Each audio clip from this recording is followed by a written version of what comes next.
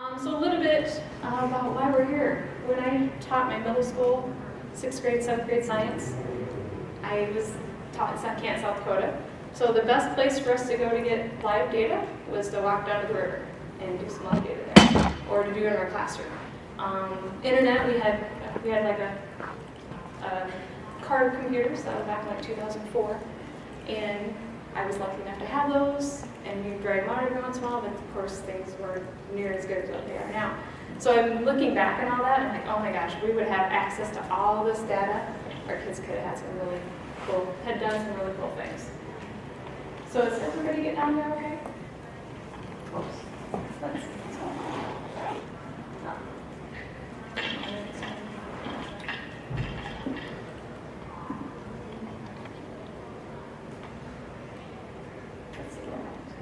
There, that helped. All right, well, good morning, once again. My name is Schmalen. I am a science technology consultant at Central Rivers AAA. I almost said 8267. Central Rivers AAA. If you need to get hold of me, email me anytime. I'm also on that Twitter thing as well. I taught middle school for 11 years. I also taught reading and language arts as well. I've been with the agency since 2004, and I've been in science, and I've always had technology in there as well, and I've also had a literacy background as well. So kind of pull that back in kind of thing. So anyway, everybody okay with your university? Okay. All right, so thinking about science. Science has a cross-cutting concepts. There are 7 of them, of course. And what questions can you ask when you're looking at data that align with these 7 cross-cutting concepts? So I kind of put this together, and I came from this book. I should pull it out for it. It's really good. Systems.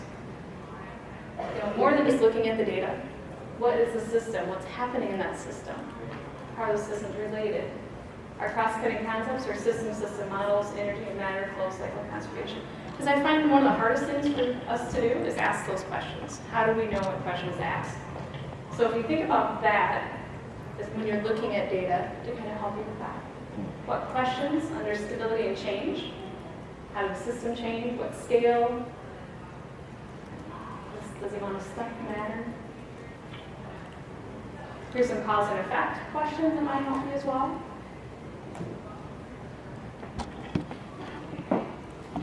And then your patterns, of course.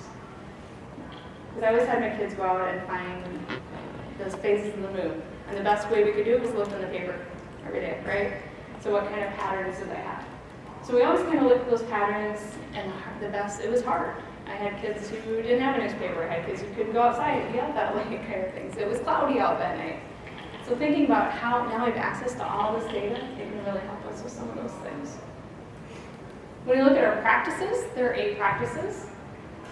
So how do these align when we're looking at data? It's more than just analyzing and interpreting data. Just looking at data tends us to raise some questions. What's happening? Why does the data happening the way it is? Why does it look the way it does? Why are those buoys out in Lake Michigan have 45-foot waves around them? Those are the kind of questions that come up. We can develop models. So we can use those models, those graphs, and they're really powerful when you use them to predict some things as well. Planning out and carrying investigations, of course. That's where you can actually collect your data. They are this is one of the most easily enacted with real-time data. What inferences can be made, how are variables, what other places can we collect data as well. You're going to find that a lot. Not just one place is going to have your data, you're probably going to pull from someplace else. What's the relationship between drought and air quality? What's the relationship between population and heat across, something like that. So it's always kind of looking at those relationships. Here's analyze and interpret data, of course. Probably one of the biggest things. Using your math, you really have to look at what units the data is in as well. So that becomes something you have to keep in mind. So maybe you have to convert those mathematical, maybe you have to put it in a certain graph. And then using those relationships and predicting those outcomes. And then our constructive explanation, design, and solutions. They incorporate data making inferences. And our real-time data help students construct those explanations. What claim can I make?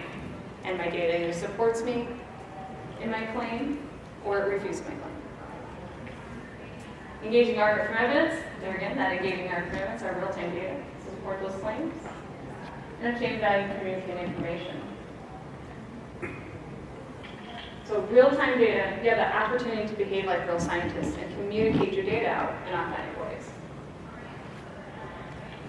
We also talk about experiments versus investigations. That's kind of those things we want to change our conversation a little bit.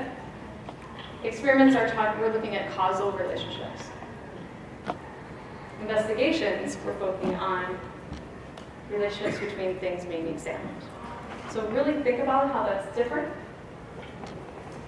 For the most part, we're going to probably look at secondary investigations because the data is collected by other things. Or the primary investigations, those designed to collect and analyze data. Most have two tubes there. Sorry. Something to think about on slide 9, there's a summary of data types. You really have to think about what kind of data types as well. There's nominal, ordinal, and interval. Let's go to that real quick. Sorry.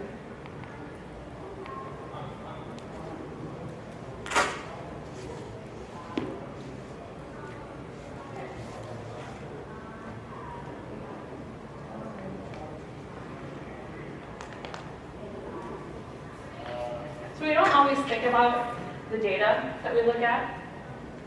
So when you're looking at like nominal data, it's just into categories.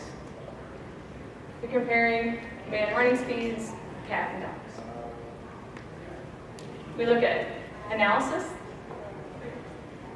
How's the data scattered around the means? And can we do some predictive? Not really.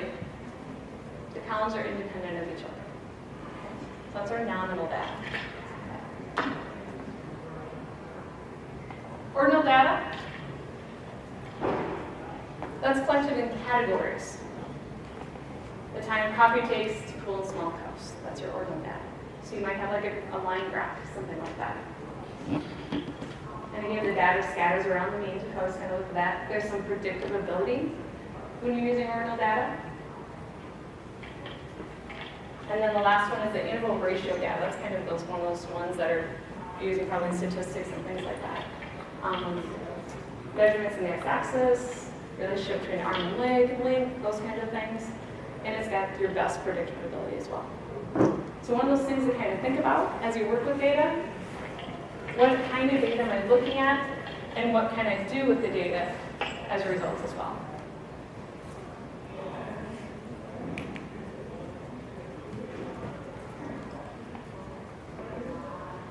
Something else that I found as I was kind of doing some research is how do we organize our thoughts around collecting that data.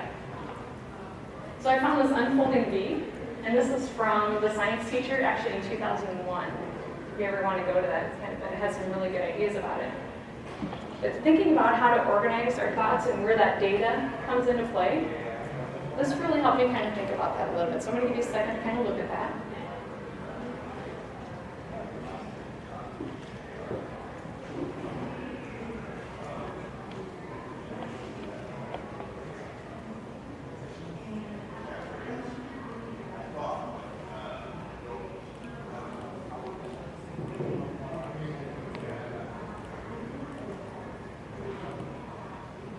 So thinking about this unfolding V, they call it, where does our data come into play? Take a second to just talk to people around you. Where does that data come into play in this unfolding V?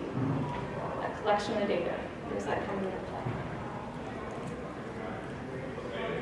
It's true, people around, right? Usually we think right here, like that data analysis. But remember to go back to one of our practices of asking questions. Our focus question may come out of the data that we collect or that we observe. So it could up there as well. Then we may collect new data. This data may come here, we have a new question, and now we have a new question to focus on as a result of our results as well. So be thinking about how that's kind of a circle as well. So as you're thinking about using the data, here's some nice questions to ask as well.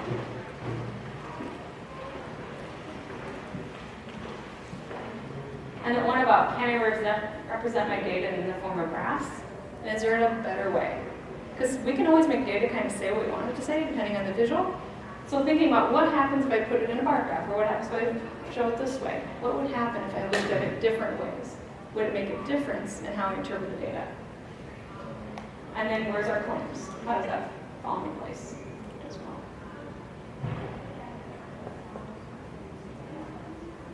So there's an example of one, and again, this came from that same article.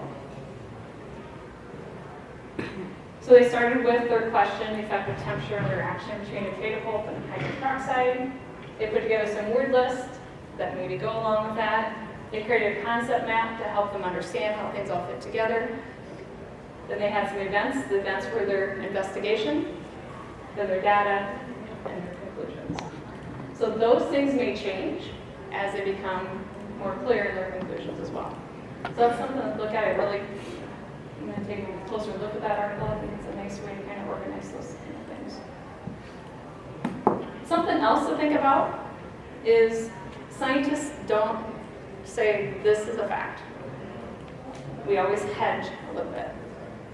And we hedge based on the words tell us how certain our data, how certain we are in our data. So here's some words to think about. The data seems to show this. The trend in the data looks like. It often appears this way. So something to think about, use this language to indicate certainty.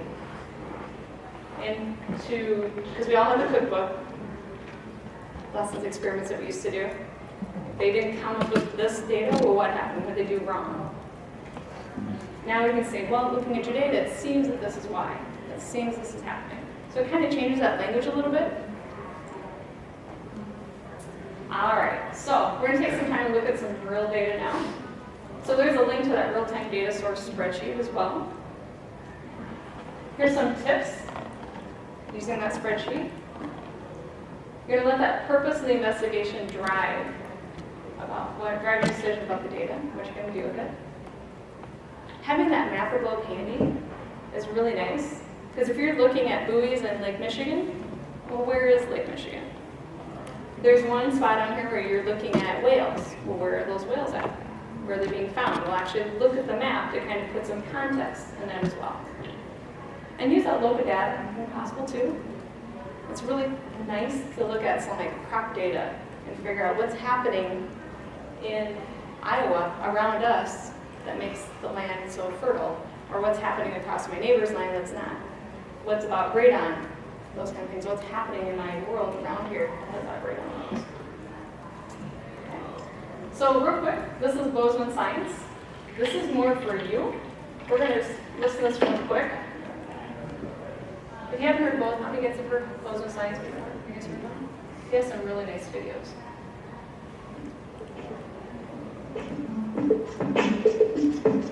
Hi, it's Paul Anderson, and this is Science and Engineering Practice 4, Analyzing and Interpreting Data. After you've done an investigation, you're going to be presented with a lot of data, and it's important that you learn how to analyze that. In science, data analysis is important because it allows us to derive meaning from the data that we collected, and in engineering, to test solutions to problems. And so basically, data analysis is important for the following reason. This is Charles David Keeling, and he spent his whole life collecting data on the atmospheric carbon dioxide, how much carbon dioxide there is in the atmosphere. And he did this on the Mauna Loa Observatory in Hawaii. And this is just a portion of the data that he collected as a scientist, just a few years, 58, 59, and 60. And when you look at this, it makes no sense to me. It probably makes no sense to you. But if we organize the data correctly and we graph it, you get what's called the Keeling Curve. This shows how atmospheric carbon dioxide has increased over time. Again, that's going to account for a lot of the global warming that we're seeing because a lot of that carbon is coming from us. And so it's important that we can put the data together and then present it in a way that we can make meaning from that. And so the goal in science classrooms is to analyze data. We do that by, first of all, organizing and graphing it, and then interpreting the data, making sense of the data, evaluating it, laying it against our theories, laying it against our designs. And then we can use mathematics and statistics to do a lot of that. And so the progression in school of analyzing and interpreting data really should start at the elementary level. And so again, it's like throwing darts, but getting better and better and better through the years. And so we can break this down by school level. In other words, at elementary school, students should be using a notebook, a science notebook. And they should be collecting data, and everything goes into that notebook. And that could be drawings, it can be numbers, it can be words, but they should get into this idea that they're collecting data and they're going to have to do something with that data. As you move through elementary, they should really get to the level of tables and organizing numbers and organizing data in a table. And so let's say you're doing an experiment on fertilizer and how varying the amount of fertilizer affects plant growth. And so they should get in the idea of using a table to organize that. And it's really good practice to always put the thing that you're changing or the independent variable in the first column and then dependent variable in the second. Graphing would be important at the elementary level. I think it's sometimes hard for students to figure out what kind of a graph should I use. And so you could give them quite a bit of scaffolding. You could say, I want you to graph it in a certain way at elementary level. But as they move into middle school, you really want the students to do the graphing on their own. And in my class, I use 4 different types of graphs I expect students to understand. And you should know this, that you're going to collect data first, and then you're going to have to figure out what type of graph to do. And so the data comes first, and so you really have to have an understanding of what kind of data you have before you can graph it. And so the 4 major types of graphs I teach are the line graph. We're looking at change over time, and you're going to connect the data points. We would use a scatter plot if we're looking at correlation of variables. So eruption duration and waiting time and Old Faithful. This would be a scatter plot. We're not going to connect the dots because we're just correlating those 2 variables. We would use a bar graph if we're comparing different groups. And then we'd use a pie graph if we're looking parts of the whole. And so you could present your students with data and first of all have them figure out, what kind of a graph am I going to use? As you move from middle school into high school, you want to make sure they understand the difference between an independent and a dependent variable. Independent variable, remember, is going to be the thing that you change in an experiment, or I change in an experiment. Dependent variable is going to be what changes as a result of that.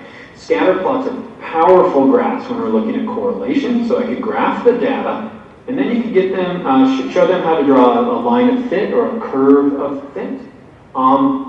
Make sure that you start to teach the difference between causation and correlation. And so when you look at a graph like this, it looks like fertilizer is causing the plants to grow more.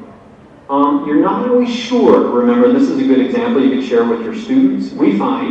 Scientists find that there's a definite correlation between the amount of ice cream that people eat and the amount of crime that is done in an area. So if you were to graph it, you would find that ice cream versus crime is going to be a nice kind of a relationship like that. It's correlation. It doesn't mean causation. Like, what's really causing this? Well, the warmer temperatures in the summer are causing people to eat more ice cream and causing people to commit more crimes in the summer. And so there'd be causation here, correlation here. And so you want to make sure when you're evaluating your data, really be hesitant before you jump into the idea that this is causing that. As you move to high school, you can really take a look at the mathematics and the statistics behind the data. And so a great example would be slope. So once we've looked at this correlation of the data, I could simply calculate the slope of that line of fit. So I could figure out the rise over the run, and I could figure out a y value of 0.4 centimeters per gram. And so slope is incredibly important, especially in the line graph when we're looking at change over time. Another thing that students don't usually understand in my class is what's called the correlation value or the R value. Correlation value, and you can do this in spreadsheets or on the TI calculator. Basically, an R value is going to tell you how good your data fits to a line if you do a regression. And so in a linear regression, you can have R values. Like an R value of 0 means that there's no correlation between the 2 data sets. 0.6 means there's some, 1 means it's perfect. And we can also have negative correlation values as well. So if you're to look up here, what is the correlation value? Maybe 0.7, something like that. And so students can actually start to look at their data and say, hey, how close is it to a line? How good is it? They're starting to then evaluate the data. You can move into the area of statistics then, starting with, let's say this is our data set here. Some simple statistics that I think are pretty powerful are the sample size, mean, median, and range. And so right here, the sample size would be 1, 2, 3, 4, 5, 6, 7. So there are 7 data points. That'd be my sample size. My mean, or average, is going to be 5. Add them up and divide by the total number. And then my median, to figure out median, would be right here. It's going to be in the middle. And if we were to have an even number, it would be 5.5. You'll find that students are really good at this. Math teachers do a pretty good job at that. And my range right here would be 11. As you get more and more into statistics, you can move into the idea of normal distributions. I think standard deviation and standard error are incredibly powerful. I'll put links to 2 other videos I made on those. If you can get students to collect data and then look at the data, how good is this data? Then you're really not just displaying the data, you're really starting to evaluate. And I hope that's helpful. Okay. So I really kind of want to pull that one out just because that's a lot of our work we'll be doing with that data is that analyzing, interpreting, and what do the different levels look like. So Bozeman Science does a really good job of kind of explaining that for you. And how does that correlation, I really like how he talks about the progressions and stuff in the titles. So here's some questions to kind of think about. We're going to look for first at like the environment, those kind of things. So what's the relationship between tropospheric zone and how the human population affect those zones? So here's some places to look at. So the weather.gov includes your cloud temperature, cloud cover temperature, wind speed, all those kind of things. I don't know if you noticed as well, it also has the past. There's past events over here as well, past weather. So we think about using it just for the current weather, but you can use it for past weather as well, and really drill down as well.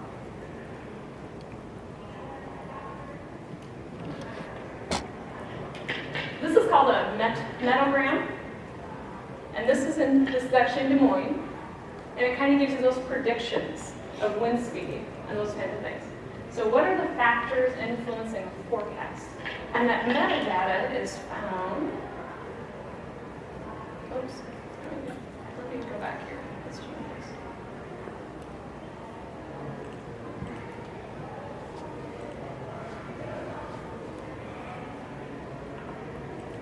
There we go.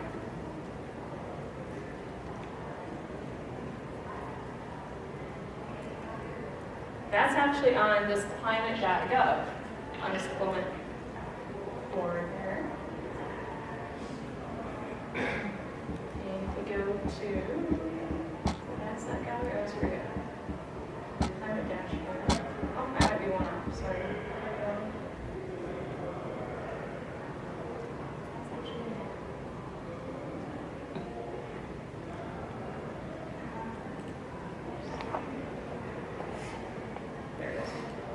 You go to, like, for example,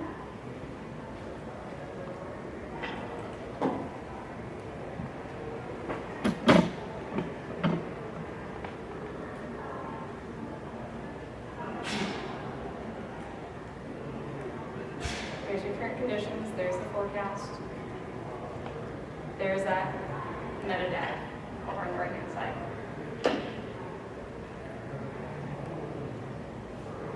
And right now, this is a 48-hour time period. And these are different things that you can turn off and on up here. Temperature, dew point, wind chill, all those kinds of things that you can look at. You can go forward 2 more days. And kind of just check those predictions against what really happens. So that's kind of a nice way to look at those.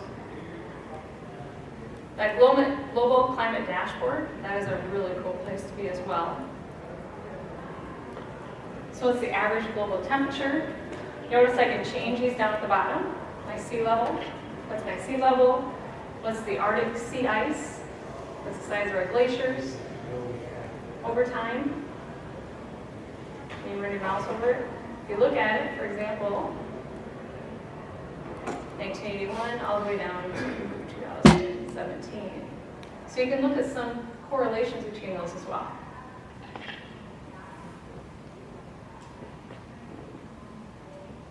That monthly temperature outlook, that actually is a moving graph, so you can kind of see what's happening over time. Get those data snapshots. That's a real nice place to look at and get some actual data as well and kind of put it in more visual. This one's really cool as well. This is a data exploration tool. So I'm going to go ahead and close this out in a minute. All right, what do I want? What data do I want to look at? I'm going to look at the atmosphere. And let's look at wind speed.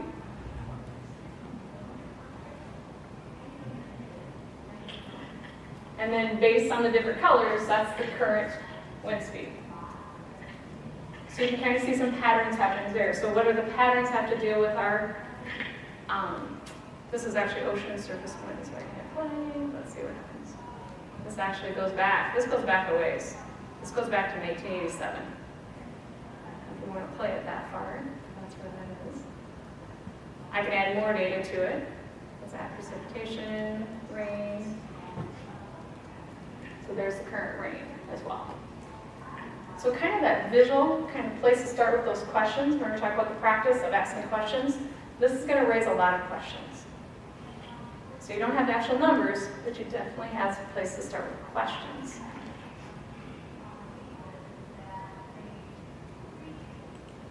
Air quality index. My youngest actually lives in California. He's out in the Air Force, and the fires are going on out there, right? So we could do a search for, which is actually what I did at that time. This is on Friday, I think? No, Sunday, actually, Sunday. So this is, he lives by Sacramento, just north of Sacramento there. And right now, he's kind of in the moderate of air quality. So that means people with asthma and things like that probably need to spend less time outside. So it's kind of interesting to see what effect that has over time. So if you're to look at a different date, what would that look like? If you're to look at, you know, like right now, down here, the fire's going on down there as well. And then as those fires spread across, as the wind carries them across, then you can look at the air quality conditions as well over there. So the air quality index is a nice place to look at as well.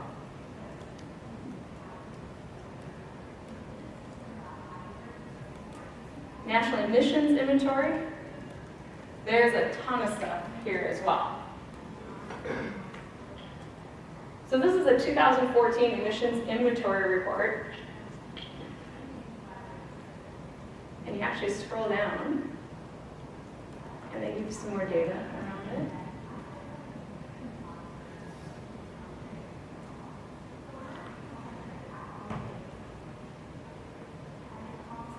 So from here, I can select, let's select,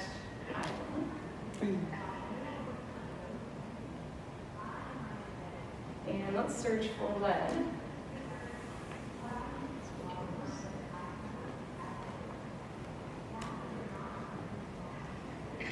So that's the amount of lead in the air, 2002, 2014. So what are some things that are happening in the industry? So we'd probably go look at the economy, the economics places, and figure out what's actually happening in those areas. If we pick, for example, let's go Michigan. And we're going to select, instead of lead, let's do carbon dioxide. Carbon monoxide. It's actually going down as well. So it kind of raises some questions about what's happening. These, let's see, shout out another state. What else do you want to check? Like New York? Let's see what New York looks like. Higher. Notice I can do this by a table as well, if I need the actual numbers. There's your table. And it kind of gives you the source. Fire, mobile, stationary, where they're coming from, 10 sector, those kinds of things. So it really narrows some things down for you, and where is it coming from? And then there's the actual numbers. Those numbers can get overwhelming, so if you look at it as a graph first, and then you come back here, and actually look at the numbers. So this is really cool. It's a nice little, it gives you a lot of background as well around it.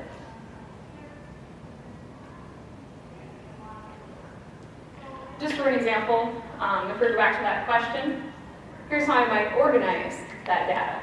So in our urban area, what was our high temperature? What was the ozone level in January? In a rural area, what was our high temperature and ozone level? So actually do some comparisons there as well.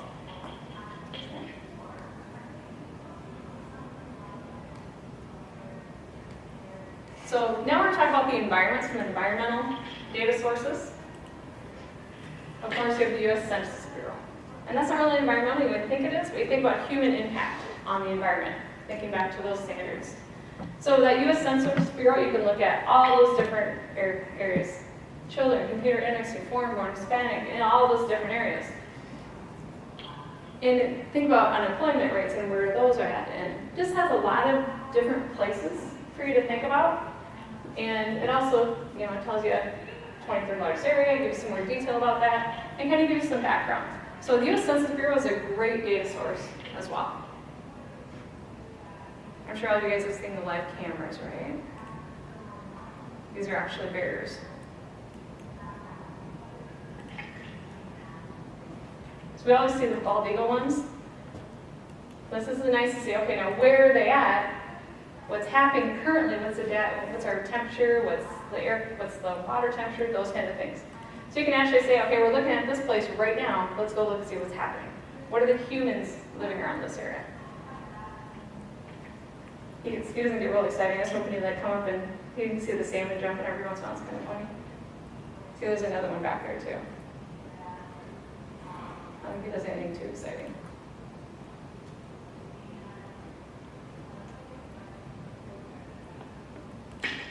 Okay, I know this is There are an estimated Microsoft. 90,000 threatened species across the globe.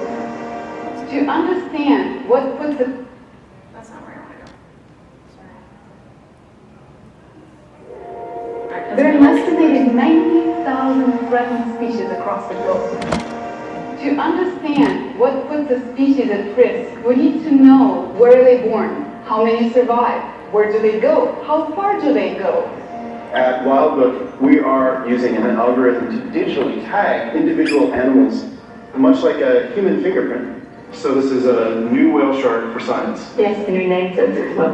Home of the whale shark. Microsoft AI gives us the building blocks to analyze public streams of photos and videos and identify individual animals in an instant. AI can determine location, date of sighting, migration patterns, and even an animal's social group. And an intelligent agent can contact the content's owner and ask for the missing detail. Microsoft's AI for Good initiative gives us the technology to create a comprehensive view of the planet's biodiversity. In the last 10 years, we've identified 10 times more whale sharks than ever recorded in human history. By leveraging citizen scientists together with researchers, we can form conservation policies. Microsoft AI will help us accelerate our work by empowering people to take action. When we get back, it's wow, this is amazing. Wasn't meant to be a Microsoft commercial, but thinking about your students can be citizen scientists. There's actually websites out there your students can do. There's some websites out there that'll show you where those different animals are and what they're doing and things like that. So let's look at some of those. Oops, what was that? That must be on. There it is. That would be.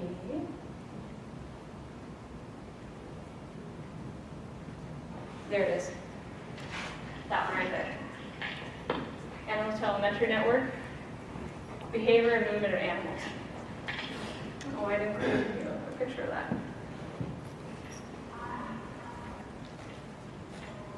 So it can actually give you some of those things, where they're at.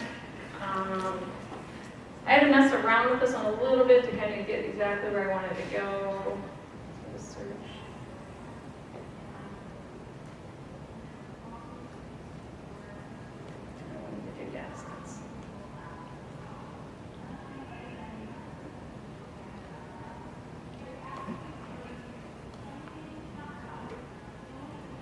That's the only thing that's a little hard to navigate. I wish it was a little bit easier, because I know I had problems figuring out exactly where those things were. See, I can contribute right there as well. Maybe that's why I didn't include a picture. Okay. Also, our drought monitor. That's another thing to look at too. What's happening as far as the drought? You'll always see California is usually in a huge drought. And actually, this is in December of 2018. That drought monitor is there as well. Oops. So radon is one of those things in Iowa. I can remember my dad having those radon things hanging in the basement. When we sold our house in South Dakota, we had to get a radon, and my brother has a couple radon things. You always have to kind of think about what's happening and why is it not the same in Florida as it is here. So there's some radon maps you can look at. And then you can actually look at the geological maps and correlate those as well. What's happening? So this is actually from, I think it's from the Iowa Geological Society.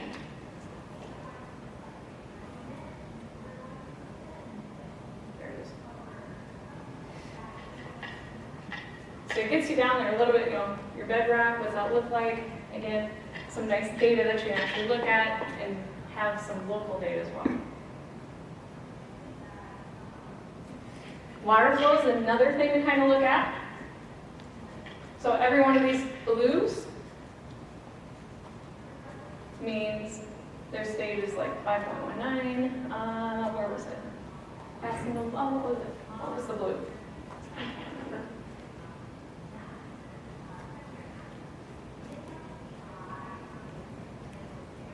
Stream flow. Let's do Iowa again.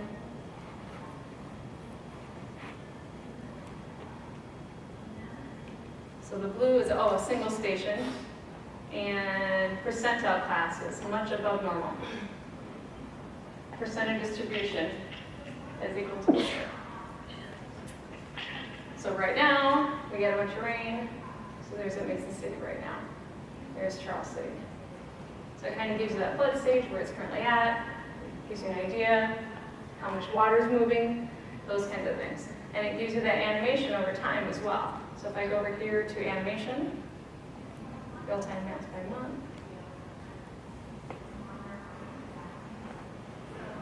And again, let's choose like, what happened in 2008 in Iowa? Do you remember what happened in 2008? Like in May. Watch what happens. Is around Memorial Day. Of course, that's the end of the month.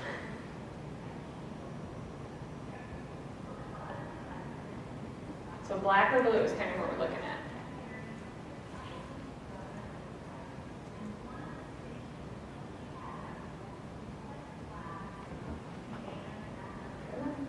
There it is. There it is. See that? So there's a huge flood in Charles City, Mason City, those kind of things. So it's kind of a nice way, again, to kind of pull that out, kids. You can narrow it down on an animation index. You can do an animation builder, real flood maps by month. So you can narrow some things down, really do some digging into what, there's so much stuff that you can play with there as well. So yeah, there that is. Something else to think about is not just the environment and climate and human data. There's also a website called Statistica that collects industry data. It'll ask you to pay for it. There's some ones that's maps that won't give you some, unless you pay for them, of course. But if you go here, anything that doesn't have a plus on it are free. So if I click on this one, number of social workers in selected countries. China. You think we'd be near the top? China and India are the most popular countries. And then you can download it as a PNG or PDF Excel. So anything that doesn't have the plus on it are free to look at. So it's a nice thing to look at. It gives you lots of great places to look. Consumer goods, media and advertising, most played video games, sports and recreation, average ticket price for an NFL game by team. It's kind of fun to look at. Why is the Los Angeles Chargers so high right now? Because they're moving to Las Vegas. So it actually kind of gives you a little narrative on the right-hand side. Who's the cheapest? Who do you think is the cheapest price ticket? Miami Dolphins. Miami Dolphins, probably. Let's see, they're probably pretty close. The Vikings are there. Cleveland Browns. $6. You too, if you want to see the Cleveland Browns, just $6. There you go. So statistic is a nice place to look as well. Now sometimes you want to create your own graphs, of course you can create them in Google Sheets and things like that. But there's also places you can create your own graphs online. One called KidZone, create a graph is kind of simple, nice and easy. Canva. Canva's really known for its publishing thing, but it also has a graph maker as well. So put that in a more visual, and then that Vismine. I've played around with that. So these are more visual appealing. This one will make you a nice graph. Google Sheets has these scorecards, slicers, and now has themes as well. So that's kind of a nice option too on Google Sheets. They're getting to be pretty powerful. All right, so time for you guys to explore some of those data sources. What interests you? What time does the sun rise in California? What affects the fires and the air quality? Are there other questions you want to kind of play around with? There's a link to that spreadsheet. And I'm going to take this off so I don't keep bouncing around. But I'm going to give you some time to kind of explore some of those data points.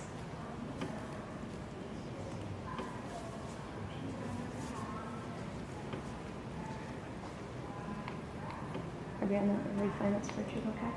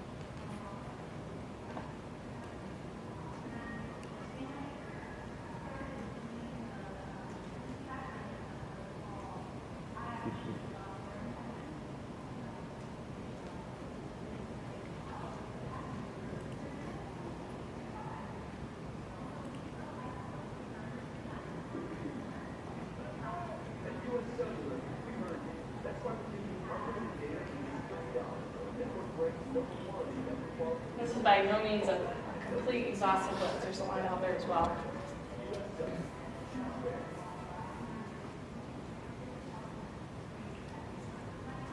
There's the one about the Great Lakes, so you can look at the different buoys in the Great Lakes and figure temperatures and things like that.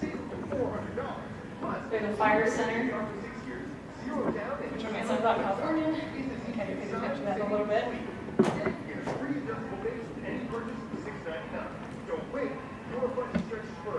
If you're looking at economies of other countries, the CIA has a place that you can look as well. A little fact book, kind of cool. There's your cropland data. I didn't put a lot of tectonics in there because we were kind of, in Iowa we would have a lot of earthquakes, but there's, of course, that link to tectonics.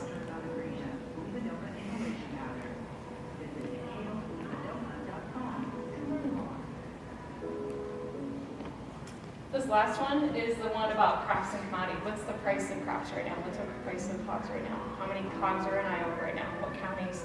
Those kind of things.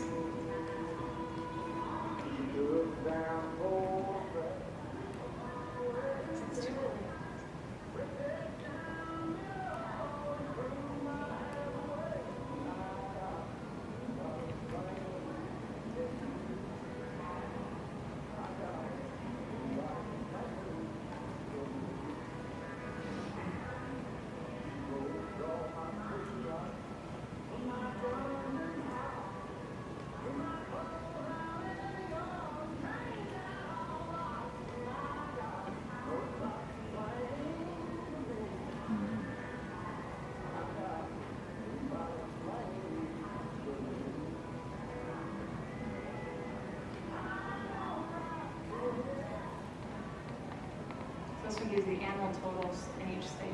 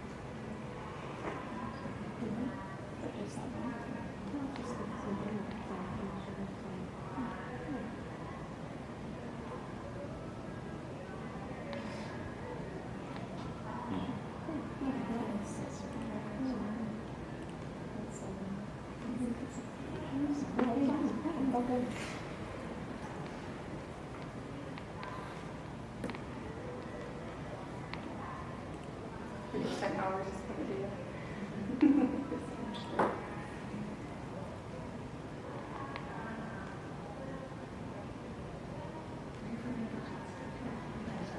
No, it's okay.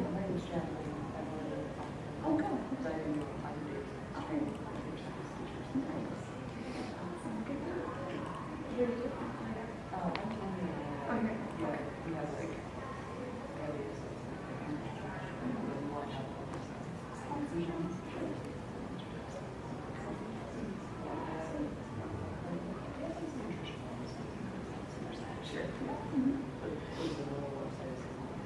There's so much there, yeah, I gotta narrow it down, but yeah. Yeah, right.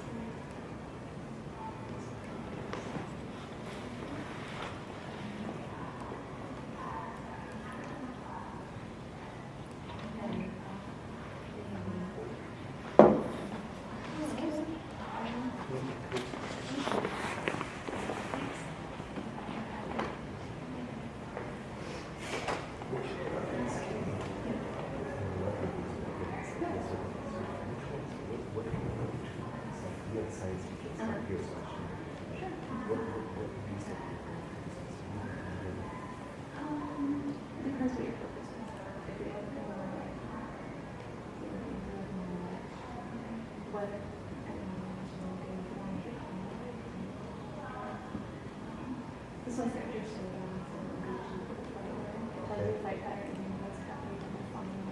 Sure.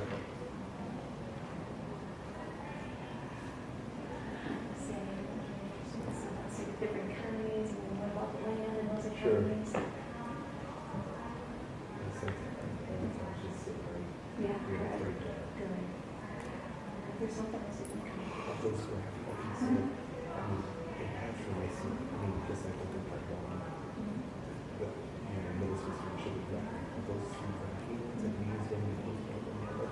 Probably more of a land graph is what I know. Oh, of those three sites. I use Google Sheets. You do, it's easy to go. If I want to get free, if I want to get really free, but I use Canva. That's pretty cool. Is it? Yeah, it's pretty easy anymore. Yeah. And if you do that in store button and everything, so you can really love automatically count. Yeah. Are there other questions or things that I can help you with? Don't forget I was talking to these guys on Google Sheets. If you put your data in Google Sheets, in the bottom right-hand corner has that Explore button, and it will suggest some sheets, based on your question. What's the largest amount of this? And it actually gives you the formula and then creates some graphs for you too as well. So it kind of gets that making of a graph or making a table out of the way, and lets kids really get into that analyzing data as well. So, but don't hesitate if there's something you need I can help you with. More than happy to help you need. So, have a great conference, guys. Have a good day. Thank you, guys. Thank you.